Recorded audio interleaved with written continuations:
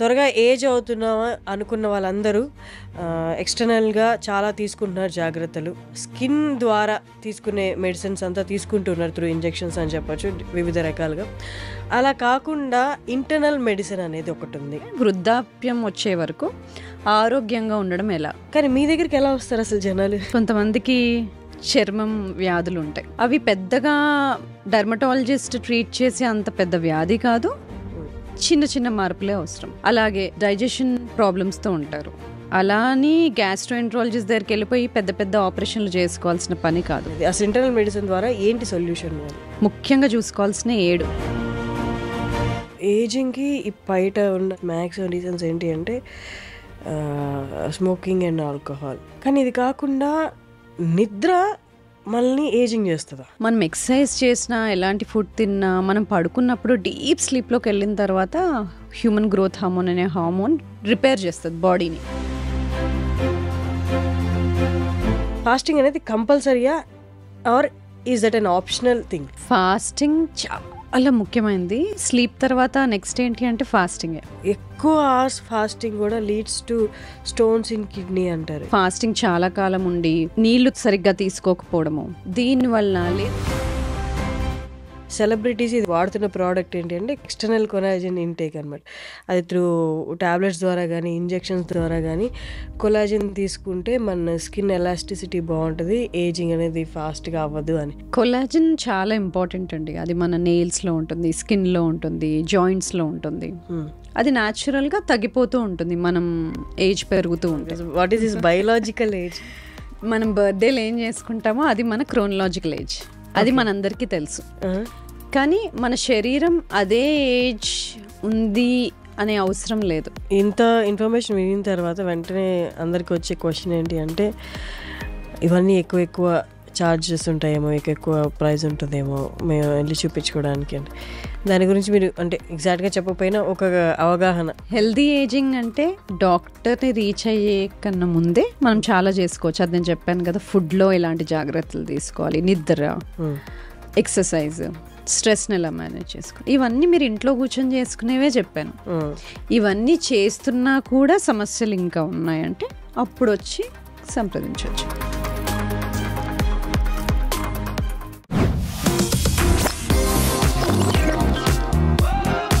Hello guys, welcome to iDream media, welcome to talk show with Harshini.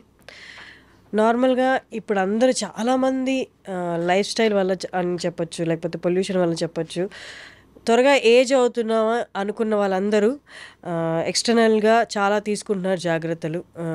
Dermatologist దగ్గరికి వెళ్తున్నారు, skin ద్వారా తీసుకునే మెడిసిన్స్ అంతా తీసుకుంటున్నారు త్రూ ఇంజెక్షన్స్ అని చెప్పచ్చు వివిధ రకాలుగా. అలా కాకుండా ఇంటర్నల్ మెడిసిన్ అనేది ఒకటి ఉంది. సో మనం ఇవేమీ కాకుండా త్రూ మన బాడీలో చేంజెస్ చేసుకుంటూ, డైట్లో చేంజ్ చేసుకుంటూ, లైఫ్ స్టైల్ చేంజ్ చేసుకుంటూ మనం ఏజింగ్ అనేది కొంతవరకు స్టాప్ చేయొచ్చు అన్నది ఇవాళ నాతో ఉన్న సమతా గారు, డాక్టర్ సమతా గారు, internal medicine MD in internal medicine and longevity expert అంటున్నారు. అంటే నాకు తెలిసిన నాలెడ్జ్ నేను కొంతవరకు చెప్పాను. పూర్తి డీటెయిల్స్ సమతా గారిని అడిగి తెలుసుకుందాం. నమస్తే. నమస్తే అండి, ఎలా ఉన్నారు? గుడ్. సో నాకు అర్థమైన నాలెడ్జ్తో కొంచెం చెప్పగడానికి ట్రై చేశాను, but you are the right person to speak more. అంటే ఇప్పటి నుంచి తక్కువ మాట్లాడతాను, మీరే ఎక్కువ చెప్పాలి. What is this internal medicine? ఇప్పుడు దాకా మాకు తెలిసింది అంటే ఎక్కువ అవేర్నెస్ ఉన్నది ఏంటి అంటే యూనో విత్ ఇంజెక్షన్స్, పిఆర్పి, వీటన్నిటి ద్వారా మనం ఏజింగ్ అనేది కొంతవరకు స్టాప్ చేయొచ్చు. ఇన్ఫ్యాక్ట్ కరెక్ట్ వర్డ్ చెప్పాలంటే యాంటీ ఏజింగ్ అని వాడుతున్నారు. What is this internal medicine all about? Internal anti ageing అంటున్నాం కదా. సో బేసికలీ ఏంటి అంటే మనకి రెండే తెలుసు. ఒకటి జబ్బు వస్తే డాక్టర్ దగ్గరికి వెళ్ళడము, హాస్పిటల్కి వెళ్ళడము, లేకపోతే జబ్బు లేకపోతే ఇంట్లో ఉండడం, మన పనులు మనం చేసుకోవడం, రెండే తెలుసు. కానీ రెండింటికి మధ్య అంటే ఏదైనా జబ్బు వచ్చే ముందు బాడీలో చాలా చేంజెస్ జరుగుతాయి. అవి ముందే మనం గనక పట్టుకుంటే, అవి కొన్ని టెస్టుల ద్వారా ముందే తెలుసుకుంటే ఏం జరుగుతుంది, ఎక్కడ ఇంబ్యాలెన్స్ అయింది అనేది ముందే తెలుసుకుంటే కొన్ని చేంజెస్ చేసుకొని ఈ జబ్బులు మనము లేట్గా పుష్ చేయొచ్చు, ఎర్లీగా రాకుండా. ఎలాంటివి? మోకాలు నొప్పులు, sugar, type 2 diabetes, hyper tension, ఈ కార్డియాక్ జబ్బులు, క్యాన్సర్, ఇవన్నీ మనము లేట్గా వచ్చేలాగా చేయొచ్చు. లేదంటే దీన్నే స్లోయింగ్ డౌన్ ఏజింగ్ అంటారు. అంటే వృద్ధాప్యం వచ్చే వరకు ఆరోగ్యంగా ఉండడం ఎలా? ఓకే. అది ఇంటర్నల్ యాంటీ ఏజింగ్ కన్నా మనం హెల్దీ ఏజింగ్ అని చెప్పుకోవచ్చు. కొంతవరకు పాజిటివిటీ తెచ్చినా కొంతవరకు అది కైండ్ ఆఫ్ కంపల్షన్ అనేది జనాల్లో పడిపోయిందేమో అన్నట్టు అనిపిస్తుంది. వృద్ధాప్యం వచ్చిన తర్వాత ఆరోగ్యంగా ఉండడం ఎలా అంటే మన పనులు మనం చేసుకోగలగాలి, హ్యాపీగా హెల్తీగా ఉండాలి, మన పిల్లలతో ఆడుకోగలగాలి, ఎక్కువ హాస్పిటల్ చుట్టూ తిరిగే జబ్బులు రాకుండా ఉండేలాగా ఉండాలి, ఎక్కువ మందులు వాడకూడదు. ఇదే కదా మనకు కావాల్సింది. ఇండిపెండెన్స్, మనల్ని మనం చూసుకోగలగాలి, తొందరగా ఏమైనా జారి పడ్డప్పుడు ఎముకలు అవి విరగకుండా స్ట్రాంగ్గా ఉండాలి. ఇది మనకు కావాల్సింది హెల్దీ ఏజింగ్లో. అది కాకుండా ఈ జబ్బులు అనేవి ఒక్కసారి వచ్చాయంటే, ఇవి డయాబెటీస్ కానీ, హైపర్ టెన్షన్ కానీ, హార్ట్ డిసీజెస్ కానీ మనకు తెలుసు, అవి మనకి లైఫ్ లాంగ్ ఉంటాయి. అంటే లైఫ్ లాంగ్ మనం మందులు వాడుతూ కంట్రోల్లో పెట్టుకోవాలి. మరి అవి రాకుండా ఉంటే ఇంకా బెటర్ కదా. అవి రాకుండా ఎక్కువ కాలం ఆరోగ్యంగా ఉండడం ఎలా, ఇది మనము హెల్తీ ఏజింగ్ ద్వారా ఇవాళ సాధ్యం. దీన్నే మనము స్లో డౌన్ ఏజింగ్ అనొచ్చు, రివర్స్ ఏజింగ్ అంటారు, యాంటీ ఏజింగ్ అని. ఏ పదాలు వాడినా మనము జబ్బులు తొందరగా రాకుండా మనం ఓల్డ్ ఏజ్లోకి హెల్తీగా ఆరోగ్యంగా వెళ్ళాలి. కానీ మీరు అన్నట్టు ఇప్పుడు నాకు ఏదైనా హెల్త్ ప్రాబ్లం వచ్చింది, డాక్టర్ దగ్గరికి వెళ్తాను, లేకపోతే నాకు ఏజింగ్ సిమ్టమ్స్ కనిపిస్తే నేను డాక్టర్ దగ్గరికి వెళ్తాను. కానీ మీ దగ్గరికి ఎలా వస్తారు అసలు జనాలు? ఎలా రావాలి, ఎందుకోసం రావాలి, ఎలా రావాలి, ఎందుకు రావాలి? ఇప్పుడు కొంతమందికి చర్మం వ్యాధులు ఉంటాయి, అవి పెద్దగా డర్మటాలజిస్ట్ ట్రీట్ చేసే అంత పెద్ద వ్యాధి కాదు, చిన్న చిన్న మార్పులే అవసరం. అలాగే గట్ ఇష్యూస్, డైజెషన్ ప్రాబ్లమ్స్తో ఉంటారు, అలా అని గ్యాస్ట్రోఎంట్రాలజిస్ట్ దగ్గరికి వెళ్ళిపోయి పెద్ద పెద్ద ఆపరేషన్లు చేసుకోవాల్సిన పని కాదు. అంటే తేపులు రావడం కానీ, తిన్నది సరిగ్గా అరగకపోవడం కానీ, పొట్ట ఉబ్బరంగా అనిపించడం కానీ ఇలాంటివి. లేదు 40లోకి వెళ్ళాము, 30లో 20లో ఉన్నట్టుగా ఎనర్జీ లేదు, తొందరగా అలసిపోతున్నాం, మధ్యాహ్నం అయ్యేసరికి నిద్ర వస్తుంది, ఎనర్జీ ఉండట్లేదు, పిల్లలతో ఆడుకోలేకపోతున్నాను, లేదు నడుం భాగం పెరిగిపోయింది, ముందులాగా లేను, ఇలాంటి చిన్న చిన్న మార్పులు. అలాగే బ్లడ్ టెస్ట్లలో ఇప్పుడిప్పుడే కొలెస్ట్రాల్ మెల్లగా పెరగడం చూస్తున్నాము. ఈ మధ్య బ్లడ్ ప్రెషర్ ఇంత ఎక్కువ ఉండేది కాదు, తక్కువ ఉండేది. అలాగని హైపర్ టెన్షన్కి ట్రీట్మెంట్ తీసుకునే అంత ఎక్కువ కాదు. ఇప్పుడు మనము 130 పైన కిందది 90 పైన ఉన్నప్పుడు హైపర్ టెన్షన్ అని మందులు పెడతాం. అంటే ఒక్కసారి బ్లడ్ ప్రెషర్ చెక్ చేసి పెట్టము, తరచుగా ఎక్కువగా ఉంటే అప్పుడు హైపర్ టెన్షన్ అని మందులు పెడతాం. కానీ అంతకు ముందు ఇంకా ఎంత తక్కువ పెట్టుకుంటే బెటర్. అసలు చెప్పాలంటే పైది 125, కిందది బ్లడ్ ప్రెషర్ 75, అంతలోపు మెయింటైన్ చేస్తే మనం బాగా హెల్తీగా ఉన్నట్టు. సో ఇలాంటి చిన్న చిన్న మార్పులు వచ్చినప్పుడే వాటికి మనం సరైన జాగ్రత్తలు తీసుకుంటే డయాబెటీస్, హైపర్ టెన్షన్ అటు వెళ్లకుండా ఉంటాం. స్టార్టింగ్ సిమ్టమ్స్ అని చెప్పొచ్చా? అవునండి. సో ఇక్కడే మనం కేర్ తీసుకుంటే త్రూ మీరు చెప్తున్న ఇంటర్నల్ మెడిసిన్ ద్వారా సో మనం అవాయిడ్ చేయొచ్చు లేటర్ ఆన్ స్టేజెస్లో. అంటే ఇప్పుడు ఓకే, ఇవి నాకు ఈ సిమ్టమ్స్ ఉన్నాయి, మీరు చెప్పిన సిమ్టమ్స్ ఉన్నాయి, గట్ స్లైట్లీ డిస్టర్బెన్సెస్ ఉంది, కొలెస్ట్రాల్ లెవెల్ కూడా ఇప్పుడిప్పుడే పెరుగుతుంది. సో మీ దగ్గరికి వస్తే ఏంటి అసలు ఏం చెప్తారు, ఏం చేస్తారు అనేది, అసలు ఇంటర్నల్ మెడిసిన్ ద్వారా ఏంటి సొల్యూషన్ వాళ్ళు? సో మనము ముఖ్యంగా చూసుకోవాల్సిన 7 న్యూట్రిషన్ ఎలా ఉంది, ఆహార పద్ధతి ఎలా ఉంది, పొద్దునుండి రాత్రి వరకు అసలు ఏం తింటున్నాము, ఫాస్టింగ్ చేస్తామా, ఉపవాసం ఉంటామా, ఉంటే ఎన్ని గంటలు ఉంటాము, ఫుడ్ తింటే ఎక్కడ తింటాం, బయట తింటామా, రెస్టారెంట్లో తింటామా, ప్యాకేజ్ ఫుడ్ తింటామా, ప్లాస్టిక్ డబ్బాల్లో తింటామా, ఫ్రై చేసుకొని తింటామా, బాయిల్ చేసుకొని తింటామా, ఎలా తింటాం, ఎలాంటి ఆయిల్ వాడతాము, మేకప్లో అవి వేసుకుంటామా, ఒంటిపైన ఎంత టాక్సిన్స్ ఉన్నాయి, ఎలాంటి వాటర్ ఫిల్టర్డ్ వాటర్ వాడతామా, ఎలాంటి వాటర్ వాడతాము, ఈ ప్లాస్టిక్ డబ్బాల్లో వాటర్ వాడతామా, అది స్లీప్ ఎలా ఉంది, ఎన్ని గంటలు పడుకుంటాం, పడుకుంటే డీప్ స్లీప్లోకి వెళ్తామా, మధ్యలో లేస్తామా, స్నోరింగ్ చేస్తామా, ఊపిరి ఆగిపోతుందా మధ్యలో, యాప్నియా ఉంటుందా, హార్మోన్స్ ఎలా ఉన్నాయి, బ్యాలెన్స్లో ఉన్నాయా లేదా, బాడీలో ఏదైనా ఇన్ఫ్లమేషన్ ఉందా, బాడీ స్ట్రెస్, ఇన్ఫ్లమేషన్ అంటే బాడీ స్ట్రెస్ఫుల్గా ఉందా, ఫైటింగ్ స్టేజ్లో ఉందా, దానికి టెస్ట్లు ఉంటాయి చెప్తాను. సో ఇంకా అలాగే మైండ్ అసలు రెస్ట్ఫుల్గా ఉందా, mental health issues, emotional disturbances ఏమైనా ఉన్నాయా, ఇవన్నీ చూస్తామన్నమాట. అలాగే న్యూట్రిషన్ కరెక్ట్గా ఉందా, విటమిన్స్ ఏమైనా డెఫిషియెంట్గా ఉన్నాయా, ఇవన్నీ చూస్తాము. సో ఏ ప్రాబ్లంతో వచ్చినా ఫుడ్ ఎలా ఉంది, వాటర్ ఎలా ఉంది, టాక్సిన్స్ ఏమైనా వెళ్తున్నాయా, హార్మోనల్ బ్యాలెన్స్ ఉందా, ఎమోషనల్ హెల్త్ బాగుందా, ఎక్సర్సైజ్ ఉందా, హైడ్రేషన్ ఉందా, స్ట్రెస్ని రిలీవ్ చేసుకోవడానికి ఏం పద్ధతులు వాడుతున్నారు, బ్రీదింగ్ అలాంటివి, ఇలాంటివన్నీ చూస్తాం అన్నమాట. సో ఎక్కడెక్కడ ఇంబ్యాలెన్స్ ఉందో, ఎక్కడైతే మిస్టేక్స్ చేస్తున్నామో అక్కడ వాటిని కరెక్ట్ చేస్తూ వెళ్ళడం. ఓకే. సో అంటే ఇప్పుడు మీరు అన్నట్టు ఏజింగ్కి ఇప్పుడున్న బయట ఉన్న మ్యాక్సిమం రీజన్స్ ఏంటి అంటే smoking and alcohol and pollution. కానీ ఇది కాకుండా నిద్ర మనల్ని ఏజింగ్ చేస్తుందా? అవును, సరిగ్గా నిద్ర. అసలు నిద్రలో చాలా బ్రహ్మాండమైన బెనిఫిట్స్ ఉంటాయి. మనం పడుకున్నప్పుడు చాలా జరుగుతాయి. యాక్చువల్లీ మనం లేచిన దానికన్నా పడుకున్నప్పుడే బెనిఫిట్స్ ఎక్కువ ఉంటాయి. మనం ఎక్సర్సైజ్ చేసినా, ఎలాంటి ఫుడ్ తిన్నా, మనం పడుకున్నప్పుడు డీప్ స్లీప్లోకి వెళ్ళిన తర్వాత హ్యూమన్ గ్రోత్ హార్మోన్ అనే హార్మోన్ రిపేర్ చేస్తుంది బాడీని. ఏవైతే టాక్సిన్స్ ఉన్నాయో ఎలిమినేట్ చేయడము, మసిల్స్ రిపేర్ చేయడము, మజిల్ బిల్డ్ చేయడము, గ్రోత్ చిన్నపిల్లలు, ఇవన్నీ పడుకున్నప్పుడే జరుగుతాయి. అది కాకుండా మనకి బాడీలో క్లీనప్ ప్రాసెస్కి లింఫాటిక్ సిస్టమ్ ఎలా ఉంటుందో బ్రెయిన్లో లింఫాటిక్ సిస్టమ్ అని ఉంటుంది. అంటే టాక్సిన్స్ క్లియర్ అప్ సిస్టమ్, అది కూడా పడుకున్నప్పుడు డీప్ స్లీప్లో నిద్రలోనే జరుగుతుంది. సో ఇలాంటి రిపేర్, రికవరీ పడుకున్నప్పుడు జరుగుతాయి కాబట్టి హార్మోనల్ బ్యాలెన్స్ కూడా మెయింటైన్ అవుతుంది. మనకి సర్కేడియన్ రిథమ్ అనేది ఒకటి ఉంటుంది. అంటే సూర్యోదయం అయినప్పుడు లేవడము, అస్తమించినప్పుడు పడుకోవడం, ఇలాంటిది మనము అసలు హ్యూమన్ బాడీ అలా ఉండేది.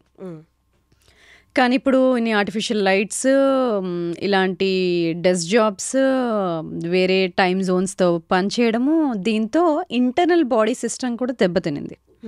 పడుకోవాల్సిన టైంకి పడుకోకపోవడము, లైట్ వల్ల పడుకోలేకపోవడము, ఇలాంటివన్నీను.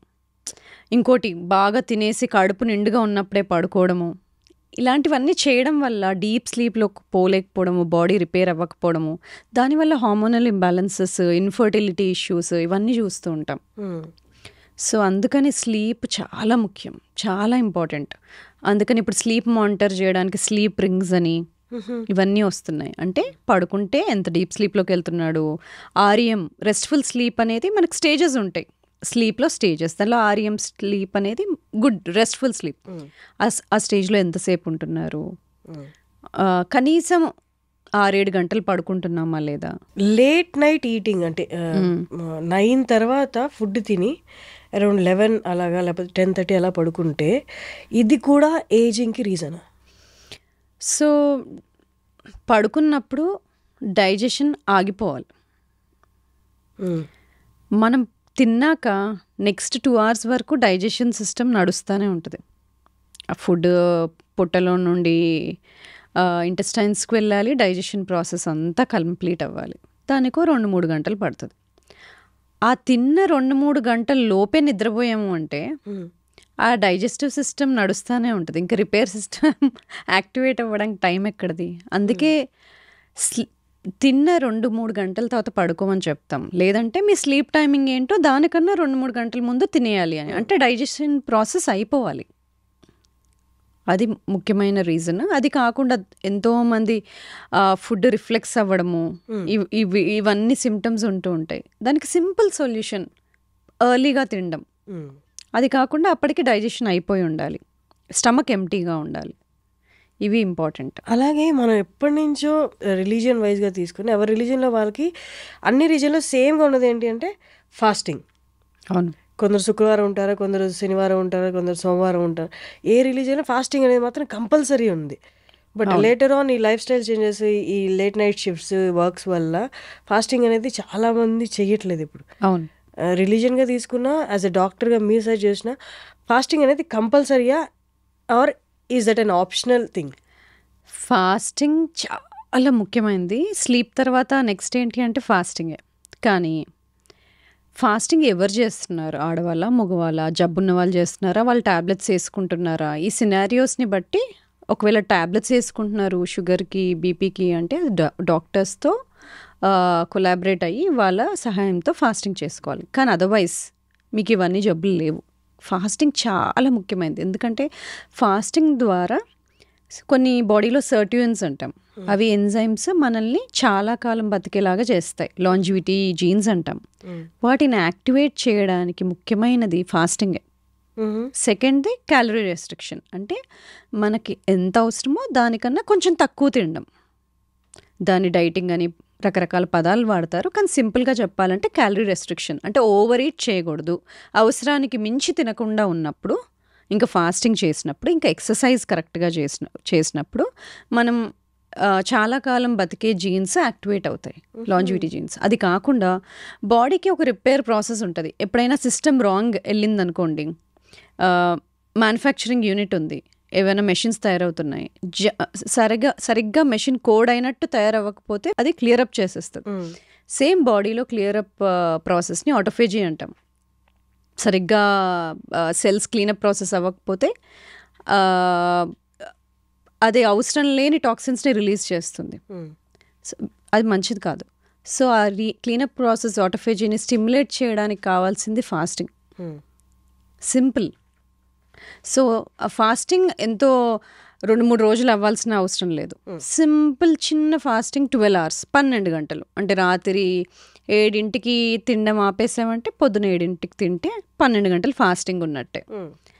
ఒకవేళ 12 గంటలు ఆల్రెడీ అలవాటు ఉన్న వాళ్ళు 13 గంటలు, 14 గంటలు అలా పెంచుకుంటూ వెళ్ళొచ్చు. కానీ ఆడవాళ్ళకి మగవాళ్ళకి కొంచెం డిఫరెన్స్ ఉంటుంది. ఆడవాళ్ళు సైకిల్ అంతా మనకి హార్మోన్స్ డిఫరెంట్గా ఉంటాయి కాబట్టి ఆడవాళ్ళ ఫాస్టింగ్ శైలి కొంచెం చేంజ్ అవ్వాలి. మనకి మెన్స్ట్రువల్ సైకిల్ పీరియడ్స్ మొదలైన తర్వాత ఒక 6వ రోజు నుండి ఒక 15వ రోజు వరకు బాగా ఎక్సర్సైజ్ చేయొచ్చు, బాగా ఫాస్టింగ్ చేయొచ్చు. కానీ పీరియడ్ దగ్గరకు వస్తున్న సమయంలో హార్మోన్స్ లోగా ఉంటాయి కాబట్టి ఆ టైంలో బాడీ సహకరించదు ఫాస్టింగ్కి. సో అప్పుడు లాంగ్ ఫాస్టింగ్ చేయకూడదు, తక్కువ చేసుకోవాలి. ఓకే. కానీ నేను విన్నాను ఎక్కువ అవర్స్ ఫాస్టింగ్ కూడా leads to stones in kidney అంటారు. Is that true? డీహైడ్రేషన్ ముఖ్యంగా. ఒకవేళ ఫాస్టింగ్ చాలా కాలం ఉండి నీళ్లు సరిగ్గా తీసుకోకపోవడము, దీనివల్ల, లేదంటే మనము కీటో డయట్ అంటే ఫ్యాట్ ఎక్కువ తీసుకుంటూ కార్బ్స్ తీసుకోకుండా ఉన్నప్పుడు, అలాంటివి చేస్తున్నప్పుడు కొంతమంది కిడ్నీ స్టోన్స్ తయారవ్వచ్చు. కానీ కరెక్ట్గా చేసినప్పుడు, హైడ్రేషన్ బాగా తీసుకుంటున్నప్పుడు, ఎలక్ట్రోలైట్స్ అంటే సోడియం పొటాషియం మంచిగా తీసుకుంటున్నప్పుడు అలాంటి ప్రాబ్లమ్స్ ఏమీ రావు. ఓకే. అండ్ ఇంకొకటి, మార్కెట్లో బాగా సేల్ అవుతున్న product and the same time చాలామంది సెలబ్రిటీస్ ఇది వాడుతున్న ప్రోడక్ట్ ఏంటి అంటే కొలాజిన్, ఎక్స్టర్నల్ కొలాజిన్ ఇంటేక్ అనమాట. అది త్రూ టాబ్లెట్స్ ద్వారా కానీ ఇంజెక్షన్స్ ద్వారా కానీ కొలాజిన్ తీసుకుంటే మన స్కిన్ ఎలాస్టిసిటీ బాగుంటుంది, ఏజింగ్ అనేది ఫాస్ట్గా అవ్వదు అని. సో మీరు చెప్పండి, ఈజ్ దట్ కరెక్ట్? కొలాజిన్ చాలా ఇంపార్టెంట్ అండి. అది మన నెయిల్స్లో ఉంటుంది, స్కిన్లో ఉంటుంది, జాయింట్స్లో ఉంటుంది. అది న్యాచురల్గా తగ్గిపోతూ ఉంటుంది మనం ఏజ్ పెరుగుతూ ఉంటే. అవును, ఏజ్ పెరుగుతున్నప్పుడు అది తగ్గిపోతుంది కాబట్టి యాడ్ చేసుకోవడం వల్ల మన skin health, hair health, joint health బాగుంటుంది. అయితే కొలాజిన్లో వేరే వేరే రకాలు ఉంటాయి. పౌడర్స్ ఉంటాయి, టాబ్లెట్స్ ఉంటాయి, దానిలో మళ్ళీ పెప్టైడ్స్ అని ఉంటాయి. పెప్టైడ్స్ అంటే చిన్న చిన్న మాలిక్యూల్స్ బాడీలోకి బాగా వెళ్తాయి, సెల్స్లోకి బాగా వెళ్తాయి. కొలాజిన్ పెప్టైడ్స్ మంచివి. అలాగే దాంట్లో మెరీన్ కొలాజిన్, బొవైన్ కొలాజిన్ అంటే ఆవుల నుండి వచ్చే collagen, seafood, sea water, sea animals నుండి వచ్చే కొలాజిన్, 2 రకాలు ఉంటాయి. కొంతమందికి సీ ఫుడ్ ఎలర్జీ ఉంటుంది, వాళ్ళకి మెరీన్ కొలాజిన్ సూట్ అవ్వదు. కాబట్టి మనకి ఏది సూట్ అవుతుందో అవ్వదో చూసుకోవాలి. ఒకరు అది వాడుతున్నారు కదా అని సేమ్ కాపీ లాగా వాడకుండా డాక్టర్ దగ్గరికి వెళ్ళి మనకి ఏది సూట్ అవుతుందో కనుక్కొని, మనకి ఎలర్జీస్ ఏమున్నాయి ఏంటి తెలుసుకొని తీసుకోవాలి. అలాగే మార్కెట్లో చాలా ప్రోడక్ట్స్ ఉన్నాయి. చాలా పెద్ద బిజినెస్ అది. ఇప్పుడు కొలాజిన్ అనేది పౌడర్స్ ఫార్మాట్లో వస్తుందని చాలా మంది సజెస్ట్ చేస్తున్నారు. అంటే బట్ కానీ అవి సర్టిఫైడ్ ప్రోడక్ట్సా లేదా చూసుకోవాలి. హౌ డు దే, అంటే సర్టిఫైడ్, మనకి సర్టిఫైడ్ ప్రోడక్ట్స్ అంటే FSSAI, GMP సర్టిఫైడ్ అని ఇలా ముద్రలు ఉంటాయి. ఆ సర్టిఫైడ్ ప్రోడక్ట్సా లేదా అని ఆ మార్క్స్, ట్రేడ్ మార్క్స్ చూడాలి మనం కొంటున్నప్పుడు. అలా చూసుకొని తీసుకోవడం బెటర్. అండ్ పెప్టైడ్స్ అన్నారు కదా, కొలాజిన్ పెప్టైడ్స్, అది ఎలా దొరుకుతుంది? అంటే ఎట్లా? కొలాజిన్ పెప్టైడ్స్ కూడా మనకి పౌడర్ ఫామ్లోనే దొరుకుతుంది. అంటే ఈజీగా డైజెస్ట్ అయిపోతుంది, ఈజీగా బాడీకి అబ్జార్బ్ అయిపోతుంది. సో అవి కూడా మనకి పౌడర్ ఫామ్లో దొరుకుతాయి, కొలాజన్ పెప్టైడ్స్ అనేవి కూడా. ఓకే. ఇప్పుడు కొలాజన్ తీసుకునే వాళ్ళు వాళ్ళు పర్చేసింగ్ ఐదర్ సజెషన్ తీసుకొని డాక్టర్ దగ్గర తీసుకోవాలి, లేదు వాళ్ళందరికీ వాళ్ళు వాడాలనుకుంటే ఇట్స్ నాట్ కరెక్ట్. వాళ్ళంతా వాళ్ళు వాడాలనుకుంటే ఫస్ట్ థింగ్ అదే సర్టిఫైడా కాదా అని చూసుకోవాలి. మంచి పెప్టైడ్స్ ఎలా అడగాలి వాళ్ళు ఇన్ కేస్ మెడికల్ షాప్కి వెళ్ళి వాళ్ళు పెప్టైడ్స్ కొలాజన్ పెప్టైడ్ చాలా వరకు జనరల్ ఫార్మసీస్లో మనకు దొరకకపోవచ్చు మనకు కావాల్సిన పెప్టైడ్స్. కాబట్టి అది డాక్టర్ దగ్గరికి వెళ్ళి రాయించుకొని తీసుకుంటే బెటర్. ఓకే. కన్సర్న్డ్ డర్మటాలజిస్ట్ అయినా ఎవరైనా డాక్టర్ దగ్గరికి వెళ్ళి అడిగి తీసుకుంటే బెటర్. ఈ మధ్య ఎక్కువ చూస్తున్నాము మీ బయలాజికల్ ఏజ్ తెలుసుకోవడం ఎలా అని కూడా అంటున్నారు. అంటే మన ఏజ్ ఏంటో నాకు తెలుసు, నా ఏజ్ ఏంటో నాకు తెలుసు. What is this biological age? మనం బర్త్డేలు ఏం చేసుకుంటామో అది మన క్రోనలాజికల్ ఏజ్, అది మనందరికీ తెలుసు. కానీ మన శరీరం అదే ఏజ్ ఉంది అనే అవసరం లేదు. నేను నా జీవన శైలి ఎలా ఉంది, నా ఆహార పదార్థాల లైఫ్ ఎలా ఉందన్న దాన్ని బట్టి నా ఏజ్ ఎక్కువ ఉండొచ్చు తక్కువ ఉండొచ్చు, నా ఇంటర్నల్ బాడీ ఏజ్, దాన్ని బయలాజికల్ ఏజ్ అంటాం. కాబట్టి మన బర్త్డే ఏజే మన బాడీ ఏజ్ అవ్వాల్సిన అవసరం లేదు.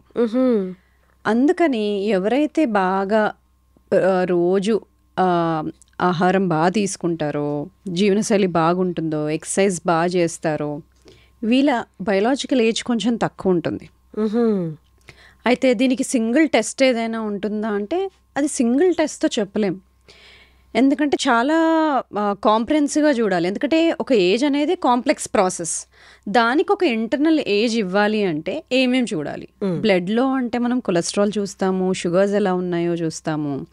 అలాగే మెజర్మెంట్లో మన వేస్ట్ టు హిప్ రేషియో అంటే నడుం భాగం తుంటి భాగము మెజర్ చేసినప్పుడు దానికి కొలతలు తీసుకున్నప్పుడు ఆడవాళ్ళైతే వేస్ట్ టు హిప్ రేషియో 0.85 కన్నా ఎక్కువ ఉంటే, లేదు మగవాళ్ళల్లో 0.9 కన్నా ఎక్కువ ఉంటే వాళ్ళకి టైప్ 2 డయాబెటీస్ కానీ, కొలెస్ట్రాల్ కానీ, హైపర్ టెన్షన్ కానీ, గుండె జబ్బులు కానీ వచ్చే ప్రమాదం ఎక్కువ. అందుకనే ఈ కొలతలు కూడా ఇంపార్టెంటే. ఇంతకుముందు బిఎంఐ అని చూసేవాళ్ళం, బాడీ మాస్ ఇండెక్స్, అంటే మీ హైట్కి మీరున్న వెయిట్ ఎంత అని. కానీ దాంట్లో కొన్ని లోపాలు ఉంటాయి. ఎలా?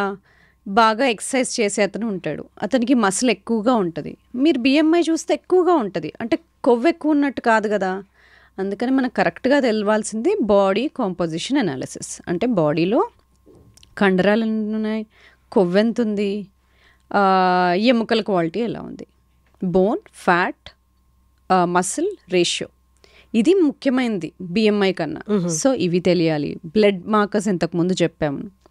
ఇది కాకుండా మనకి కొత్తగా ఎపిజెనెటిక్ క్లాక్స్ అని వచ్చాయి. అంటే ఏంటి, మనకు అందరికి ఒక బ్లూ ప్రింట్ ఉంటుందా, మన బాడీ ఇలా తయారవ్వాలని. మన అమ్మలు మనకి పుట్టినప్పుడు మనకు ఒక డిఎన్ఏ జీన్స్ ఉంటాయి, అది మన బ్లూ ప్రింట్, అది మనం చేంజ్ చేయలేం. అది మనకి ఫ్యూచర్లో ఎలాంటి జబ్బులు వస్తాయి అనేది ఒక 10 to 15% డిసైడ్ అయి ఉంటుంది. అంటే 80 to 85% తర్వాత మనం ఎలాంటి ఆహారం తీసుకుంటాము, వ్యాయామం చేస్తామా లేదా, స్ట్రెస్ఫుల్గా ఉంటామా, నిద్ర ఎలా పోతున్నాము, జీవనశైలి ఎలా ఉంది అన్న దాన్ని బట్టి ఆ మిగతా 85% డిసైడ్ అవుతుంది. దీన్ని ఎపిజెనెటిక్స్ అంటాము. అంటే జీన్స్ చుట్టూ మనం చేసే మార్పులు ఏంటి అని. దీన్ని డిఎన్ఏ చుట్టూ జరిగే మార్పుల్ని గమనించి వచ్చిన టెస్ట్ ఎపిజెనెటిక్ టెస్ట్. కొంచెం ఏదైనా ఒక టెస్ట్ దగ్గరగా ఉందా అంటే అది ఎపిజెనెటిక్ టెస్ట్ అనమాట. ఓకే. కాకపోతే ఆ సింగిల్ టెస్ట్ చూడకూడదు. నేను ఇంతకుముందు చెప్పిన విధంగా బ్లడ్లో ఎలా ఉన్నాయి చేంజెస్, ఈ హిస్టరీ ఎలా ఉంది, ఎపిజెనెటిక్ టెస్ట్ అనేది బయలాజికల్ ఏజ్ తెలుసుకునేడానికి అవకాశం ఉంది. అయితే ఇప్పుడు ఈ లాస్ట్ 3-4 సంవత్సరాల్లో వచ్చిన టెస్ట్ ఇది. ఫ్యూచర్లో మనకి ఇంకా కొత్త టెస్ట్లు వస్తాయి, కానీ బేసిక్స్ మనం మర్చిపోకూడదు. బేసిక్స్ ఏంటి, నడుం భాగం తుంటి భాగం రేషియో అని చెప్పాను, మన మసిల్ బోన్ ఫ్యాట్ రేషియో అని చెప్తున్నాము, అంటే బాడీ ఫ్యాట్ పర్సంటేజ్ ఎంత ఉంది, బ్లడ్లో ఈ లిపిడ్ ప్రొఫైల్స్ కానీ, బ్లడ్ షుగర్స్ కానీ, విటమిన్ ప్రొఫైల్స్ కానీ, హోమోసిస్టిన్, లైపోప్రోటీన్, ఇవన్నీ ఎలా ఉన్నాయి, ఇవన్నీ బేసిక్స్. వీటితో పాటు ఆ డిఎన్ఏ చుట్టూ జరిగే మార్పులు, ఇవన్నీ మనం తెలుసుకుంటాం. ఓకే, బయలాజికల్ ఏజ్ ఏంటి తెలుసుకున్నాం, ఇలా ఉంది. ఇప్పుడు నెక్స్ట్ ఏంటి, ఏజ్ తగ్గించుకోవచ్చా? నెక్స్ట్ ఏంటి, ఎలా తగ్గించుకోవచ్చు, తగ్గిస్తే ఎలా తగ్గించాలి? ఫస్ట్ వ్యాయామం చేస్తున్నారా లేదా, అస్సలు చేయని వ్యక్తి అయితే మొదలు పెట్టాలి. ఎలా, వారానికి కనీసం 150 నిమిషాలు మోడరేట్ ఎక్సర్సైజ్, అంటే బ్రిస్క్ వాకింగ్ కానీ, యోగా కానీ, స్విమ్మింగ్ కానీ, ఏరోబిక్స్ కానీ ఇలాంటివి. లేదంటే 75 నిమిషాలు ఫాస్ట్ హై ఇంటెన్సిటీ ఎక్సర్సైజ్, అంటే ఫాస్ట్ బైకింగ్, హైకింగ్ ఇలాంటివి. కానీ ఇవి చేస్తే సరిపోతుందా? లేదు. మనము వృద్ధాప్యం వచ్చినాక, ఓల్డ్ ఏజ్ వచ్చినాక ఆరోగ్యంగా ఉండాలంటే ఆ ఏజ్ ఎంటర్ అయ్యేటప్పుడు, 50 ఎంటర్ అయ్యేటప్పుడు మన మసిల్ కండరాలు బాగుండాలి. అప్పటికీ కండరాలు తక్కువగా ఉన్నాయంటే మీకు డెఫినెట్గా ఈ జబ్బులు తొందరగా వచ్చేస్తాయి.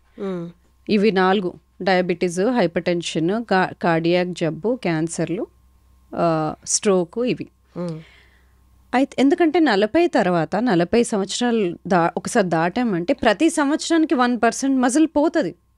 కానీ దాంతో వచ్చే ప్రాబ్లం ఏంటి, మజిల్ పోతూ ఉంటే మనం తినే ఫుడ్ ఎనర్జీగా మారకుండా కొవ్వుగా మార్చి వెయిట్ పుట్ ఆన్ అవుతాం. మెల్లగా ఇన్సులిన్ రెసిస్టెన్స్లోకి వెళ్తుంది. అంటే మెటబాలిక్ ఫ్లెక్సిబిలిటీ తగ్గిపోతుంది, మెటబాలిక్ హెల్త్ అప్పటి నుండి డిస్టర్బ్ అవుతుంది. అదేంటంటే నేను 40 వరకు బాగానే ఉండదని 40 తర్వాత అన్ని మార్పులు చూస్తున్నా అంటారు కదా, ఇది ఇన్సులిన్ రెసిస్టెన్స్ అనేది మొదలవుతుంది. దీన్ని తగ్గించుకోవడానికి మనం స్ట్రెంగ్త్ ట్రైనింగ్, రెసిస్టెన్స్ ట్రైనింగ్ చేసుకున్నప్పుడు ఈ కండరాలు కోల్పోయే కెపాసిటీని తగ్గిస్తాం. మజిల్ లాస్ తగ్గుతుంది. మజిల్ లాస్ తగ్గినప్పుడు మెటబాలిజం బాగుంటుంది, అంటే మనం జబ్బుల్ని దూరంగా నెట్టుతున్నట్టేగా. సో అది కాకుండా ఫుడ్లో ఏం మార్పులు చేసుకోవాలి? మొదటిగా ఎవరైనా refined seed oils, sunflower oil, canola oil, rice bran oil, ఇవన్నీ మనం వాడుతున్నట్లయితే ఫస్ట్ ఇవి తీసేయాలి. అసలు మనకు మార్కెట్లో ఉన్నవే అవి కదా, అవి రిఫైన్డ్ ఆయిల్స్.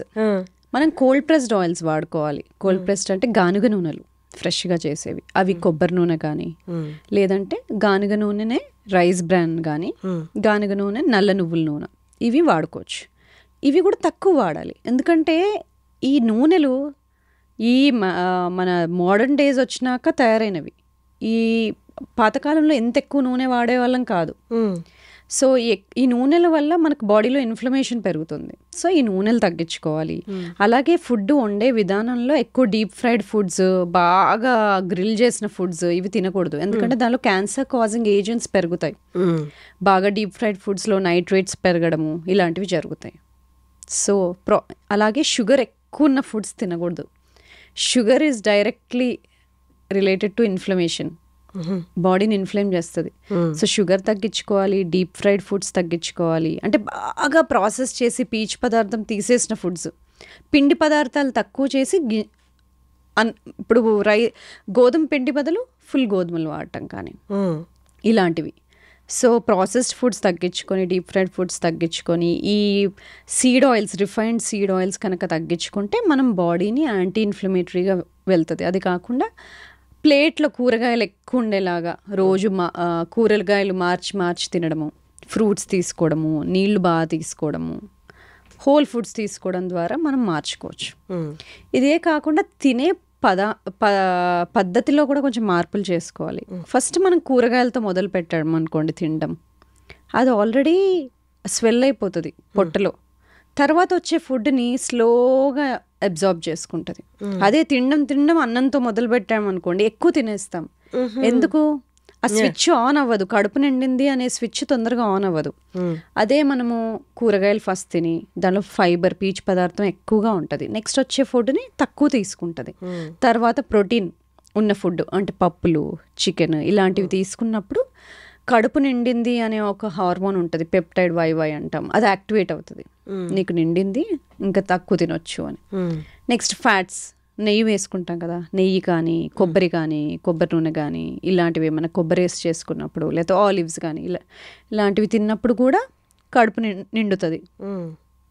దాని తర్వాత మనము అన్నము అవి తీసుకోవచ్చు. దాంతో ఇలాంటి ఒక శైలిలో తింటే కూడా మార్పులు చాలా జరుగుతాయి. ఓకే. సో ఇలా ఫుడ్ది. స్లీప్ కనీసం 6 నుండి 8 గంటల వరకు రోజు సేమ్ టైం పడుకొని లేసేటట్టుగా ప్లాన్ చేయాలి. బాడీకి కూడా ఒక అలారం ఉంటుంది, బాడీకి కూడా ఒక క్లాక్ ఉంటుంది. ఇవాళేమో 8ంటికి పడుకొని రేపు 12ంటికి పడుకొని మళ్ళీ ఎల్లుండ 10ంటికి పడుకొని బాడీకి ఒక టైం సింక్ లేకుండా ఉండకూడదు. ప్రతిరోజు ఒక నియర్లీ సేమ్ టైంకి పడుకోవడం ఇంపార్టెంట్. ఇది కాకుండా స్ట్రెస్ డైరెక్ట్గా అన్ని జబ్బులకి కారణమే. స్ట్రెస్ కొంచెం ఇంపార్టెంటే. ఇప్పుడు నేను పాడ్కాస్ట్ ఉంది, స్ట్రెస్ఫుల్గా ఉంటాను, దానివల్ల బాగా చేస్తాను, అది ఓకే. టెస్ట్ ఉంది, కొంచెం స్ట్రెస్ఫుల్గా ఎక్కువ చదువుతాను, బాగా రాస్తాను, తర్వాత ఓకే. తర్వాత ఆగిపోవాలి, స్ట్రెస్ కంటిన్యూ అవ్వద్దు. నేను ఇంటికి వెళ్ళినాక కూడా ఇంకా స్ట్రెస్ఫుల్గా ఉండకూడదు. స్ట్రెస్ వచ్చినప్పుడు బాడీలో కార్టిజాల్ అనే హార్మోన్ రిలీజ్ అవుతుంది, దానివల్ల షుగర్ పెరుగుతుంది, కొంచెం హార్ట్ రేట్ పెరుగుతుంది, దానివల్ల మనం టాస్క్ని బాగా కంప్లీట్ చేస్తాం. కానీ బాడీకి కొన్నిసార్లు రాంగ్ స్ట్రెస్సెస్ ఇచ్చినప్పుడు, అంటే ఇప్పుడు ఫోన్లో మెసేజ్ వస్తుందేమో, నెక్స్ట్ ఇంట్లో ఏం చేస్తున్నారు, ఇలా అన్నెసెసరీ స్ట్రెస్సెస్ ఎక్కువగా తీసుకుంటున్నప్పుడు ఆ కార్టిజాల్ అనేది ఆఫ్ అవ్వదు. అది ఆఫ్ అవ్వాల్సిన టైంకి ఆఫ్ అవ్వకపోతే అన్నెసెసరీగా హార్మోనల్ బ్యాలెన్సెస్ స్టార్ట్ అవుతాయి. బాడీ ఇన్ఫ్లేమ్డ్ అయిపోతుంది, అప్పుడు హార్మోనల్ చేంజెస్ జరుగుతాయి, వెయిట్ పుట్ ఆన్ అవ్వడము, ఇవన్నీ లాంగ్ టర్మ్, చాలా కాలం స్ట్రెస్ఫుల్గా ఉన్నప్పుడు. కాబట్టి స్ట్రెస్ ఉన్నప్పుడు దాన్ని తగ్గించుకోవడం ఎలా, ఇలాంటివి మనం అందరము ఇన్కార్పొరేట్ చేసుకోవాలి. బాగా స్ట్రెస్ఫుల్గా అనిపిస్తుంది, అప్పుడు మనకి పొట్టలో ఏదో తిప్పేసినట్టుగా అనిపిస్తుంది. ఎందుకండి బ్రెయిన్లో స్ట్రెస్గా ఉంటే పొట్టలో ఎందుకు తిప్పాలి? అంటే బ్రెయిన్ పొట్ట రెండు కనెక్టెడే. పొట్టలోనే మనకి 80% సెరటోనిన్ అంటే మైండ్ కామింగ్ హార్మోన్ అనేది పొట్టలో నుండి రిలీజ్ అవుతుంది. కాబట్టి మనము పొట్ట ఎలా ఉందో మైండ్ అలా ఉంటుంది, మైండ్ ఎలా ఉంటే పొట్ట అలా ఉంటుంది. సో క్లీన్ ఫుడ్ తినడం అందుకని ఇంపార్టెంట్, మూడ్ బాగుంటుంది. అలాగే ఇప్పుడు డీస్ట్రెస్ చేసుకోవాలి, ఇలాంటి స్ట్రెస్ఫుల్గా అనిపిస్తుందంటే బ్రీదింగ్, చాలా రకాల బ్రీదింగ్ టెక్నిక్స్ ఉన్నాయి. బాక్స్ బ్రీదింగ్ అంటాము, డయాఫ్రమాటిక్ బ్రీదింగ్ అంటాము. ఏదేమైనా మనం ఊపిరి పీల్చుకొని ఆపుకొని తర్వాత ఊపిరి వదిలినప్పుడు ఎక్స్ప్రెషన్ అంటాం. అది కొంచెం స్లోగా వదలాలి. అంటే ఇన్స్పిరేషన్ కన్నా పొడవుగా ఉన్నప్పుడు, ఎక్స్ప్రెషన్ ఎక్కువగా ఉన్నప్పుడు స్లోగా మనం బ్రీదింగ్ వల్ల బాడీకి కూల్ డౌన్ అవుతున్నాము అనే సిగ్నల్ పంపించడం. ఇలాంటి డీస్ట్రెస్ టెక్నిక్స్ మనము ఈ మోడర్న్ లైఫ్ స్టైల్స్లో చేసుకోవాల్సిందే ప్రతి ఒక్కళ్ళము. సో ఇలా స్ట్రెస్ మేనేజ్మెంట్, స్లీప్ని కరెక్ట్గా చేసుకోవడము, ఫుడ్ ఇలా తీసుకోవడము, వ్యాయామం చేసుకోవడము, మసిల్ కాపాడుకోవడము, మన కండరాలు కాపాడుకోవడం, ఇవన్నీ ఇంటర్నల్ యాంటీ ఏజింగ్లో చిట్కాలు. ఇప్పుడు మీరు చెప్పిన ఇంటర్నల్ ట్రీట్మెంట్ ఏదైతే ఉందో, ఇంటర్నల్ మెడిసిన్ ట్రీట్మెంట్ ఏదైతే ఉందో, మీరు చెప్పినట్టు అన్ని ఏజ్ వాళ్ళు 30 నుండి 60 వరకు 70 వాళ్ళు పాటించవచ్చా, లేకపోతే ఏజ్ వైజ్ డిఫరెన్సెస్ ఏమైనా ఉంటాయి? నేను ఇప్పుడు చెప్పినట్టు అందరూ పాటించవచ్చు, 30 నుండి 70 దాకా 80 దాకా. కానీ 40-50 దాటుతున్నప్పుడు మనం మసిల్ స్ట్రెంథనింగ్ ఎక్సర్సైజ్ ఎక్కువ చేయాలి. దానివల్ల మనం కండరాలు కోల్పోకుండా ఉంటాం. ఇంతకుముందు చెప్పినట్టు 40 తర్వాత మనం కండరాలు తగ్గిపోతాయని చెప్పాను కదా, దానివల్ల సమస్యలు వస్తాయి. కాబట్టి స్ట్రెంగ్త్ ట్రైనింగ్ అనేది, అంటే మన మసిల్స్ని కాపాడుకోవడానికి ఎక్సర్సైజ్లు మనం ఇంకొంచెం ఎక్కువ చేసుకోవాలి 50 దాటిన తర్వాత. ఇప్పుడు గట్ రిలేటెడ్, అంటే మన పొట్టకి మంచి బ్యాక్టీరియా కావాలంటే ప్రోబయోటిక్స్ తీసుకోవాలని చెప్పి మనకి మార్కెట్లో కూడా, ఈవెన్ సూపర్ మార్కెట్లో కూడా అవైలబుల్ ఉన్నాయి. ఇవి తీసుకుంటే మీకు ప్రోబయోటిక్స్ డెవలప్ అయ్యి గట్ హెల్త్ బాగుంటుంది అని. అవన్నీ డైరెక్ట్గా వెళ్ళిపోయి అవి వాడేయచ్చా? అంటే కన్సల్టేషన్ లేదా ఎవరినైనా డాక్టర్ని కన్సల్ట్ అవ్వకుండా తీసుకోవచ్చా? మీకు జబ్బులు ఏం లేవనుకోండి, డైజెషన్ బాగుంది, పొద్దున బాగా లేస్తున్నారు, బాగా నిద్రపోతున్నారు, ఎనర్జీ బాగుంది, మీ డే టు డే పనులు బాగా చేసుకుంటున్నారు అంటే ఏమీ అవసరం లేదు ప్రోబయోటిక్స్. లేదు కొంచెము ఏదైనా తింటే అరగకపోవడము, కొంచెం డైజెషన్ ఇష్యూస్ మొదలయ్యాయి అంటే ఓకే, ప్రోబయోటిక్స్ తీసుకోవచ్చు. కానీ తీసుకుంటున్నప్పుడు ఎలాంటివి తీసుకోవాలి? మార్కెట్లో ఎన్ని ఉన్నాయి కదా, ఏం తీసుకోవాలి అంటే లాక్టోబాసిలస్ అని ఉన్నవి కానీ, బైఫిడో బ్యాక్టీరియం అని ఉన్నాయి కానీ, ఈ 2 కలిపి ఉన్నాయి కానీ ఇలాంటివి తీసుకోవచ్చు. లేదు మీకు స్పెసిఫిక్గా ప్రాబ్లమ్స్ ఉన్నాయి, పేగులకు సంబంధించిన ప్రాబ్లమ్స్, ఇన్ఫ్లమేటరీ బవల్ డిసీజ్, లేకపోతే ఇరిటబుల్ బవల్ సిండ్రోమ్, ఇలాంటి స్పెసిఫిక్ ప్రాబ్లమ్స్ ఉన్నాయి అంటే అది డాక్టర్ని కన్సల్ట్ అయ్యి తీసుకోవాలి. లేదు స్కిన్ ప్రాబ్లమ్స్ ఉన్నాయి, స్కిన్ ర్యాషెస్ వస్తున్నాయి, ఎగ్జిమా వస్తుంది, ఎక్కువ తలనొప్పులు వస్తున్నాయి, కొన్నిసార్లు గట్ని కూడా కరెక్ట్ చేసుకోవాలి. గట్ కనుక బేసికలీ గట్లో అంటే చిన్న స్మాల్ ఇంటెస్టైన్లో మనకి బ్యాక్టీరియా, ఫంగై, వైరసెస్ అన్నీ ఉంటాయి, బ్యాలెన్స్డ్గా ఉంటాయి. మనం వాటికి హెల్ప్ చేయాలి, అవి మనకి హెల్ప్ చేస్తాయి. మనం తిన్న ఫుడ్లో నుండి కూడా కొన్ని అవి వైటమిన్స్ మనకి తీసిస్తాయి. సో అందుకని మనం హెల్తీగా పెట్టుకోవాలి. దానికి ఒక ఫౌండేషనల్ బ్యాక్టీరియా అని కొన్ని ఉంటాయి. అవి బ్యాలెన్స్డ్గా ఉండాలి. కానీ ఎప్పుడైతే ఆ బ్యాలెన్స్ కోల్పోతాయో కొన్ని అవసరం ఉన్న బ్యాక్టీరియా తక్కువ అవడం, అవసరం లేని బ్యాక్టీరియా ఎక్కువ పెరగడం వల్ల మనకు కొన్ని ప్రాబ్లమ్స్ రావచ్చు. అవి స్కిన్ ప్రాబ్లమ్స్ లాగా బయటపడవచ్చు, జాయింట్ ప్రాబ్లమ్స్ లాగా బయటపడవచ్చు, అలాగ వేరే వేరేగా బయటకు వస్తాయి. అలాంటప్పుడు ఇంబ్యాలెన్స్ ఉన్నట్టు.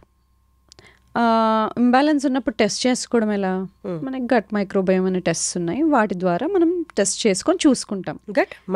గట్ మైక్రోబయోమ్ అనే టెస్ట్ ద్వారా గట్ మైక్రోబయోమ్ ఆ టెస్ట్ ద్వారా మనకు అసలు ఏం బ్యాక్టీరియా గ్రో అవుతున్నాయి, ఉండాల్సినవి ఉన్నాయా, అవసరం లేనివి ఎక్కువ పెరుగుతున్నాయా, ఏమైనా అవసరం లేని పదార్థాలు రిలీజ్ అవుతున్నాయా, ఇలాంటివన్నీ చూసుకుంటాం అన్నమాట. ఎందుకంటే ఇలాంటి బ్యాలెన్స్ లేనప్పుడు ఎక్సర్సైజ్ కెపాసిటీ తగ్గిపోవచ్చు, మైగ్రేన్స్ రావచ్చు, ఇంతకుముందు నేను చెప్పిన విధంగా IBS, IBD రావచ్చు, హార్ట్ డిసీజ్కి రిస్క్ పెరగవచ్చు, హైపర్ టెన్షన్కి రిస్క్ పెరగవచ్చు. సో గట్ అనేది ఇన్నిటికీ కనెక్ట్ అయి ఉంది. ఇప్పుడు ఈ గట్ మైక్రోబయోమ్ ఏదైతే ఉందో టెస్ట్, అది వాళ్ళు రెగ్యులర్గా అంటే ఎక్కడ చేయించుకోవచ్చు? అది నేను చేస్తాను, ఇప్పుడు చాలా మంది డాక్టర్స్ చేస్తున్నారు. సో అలా ఏంటి ప్రాబ్లం చూసుకుని దానికి తగ్గట్టుగా ట్రీట్మెంట్ తీసుకోవాలి. కానీ ఏ ట్రీట్మెంట్ తీసుకున్నా దాంట్లో నేను చెప్పినట్టుగా ఫ్రైడ్ ఫుడ్స్, బాగా ప్రాసెస్ చేసిన ఫుడ్స్, షుగర్ ఇలాంటివి తగ్గించుకోవాలి. బాగా గ్రిల్ చేసిన ఫుడ్స్, రిఫైన్డ్ ఆయిల్స్ ఇలాంటివన్నీ తక్కువ చేసినప్పుడు బాడీ యాంటీ ఇన్ఫ్లమేటరీ స్టేట్లోకి వెళ్ళిపోయి సిమ్టమ్స్ అన్నీ తగ్గుతాయి. దానికి తోడ్పడుతూ కొన్ని సప్లిమెంట్స్, ప్రోబయోటిక్స్ అవి వాడినప్పుడు బాడీ ఒక బ్యాలెన్స్లోకి వస్తుంది అనమాట.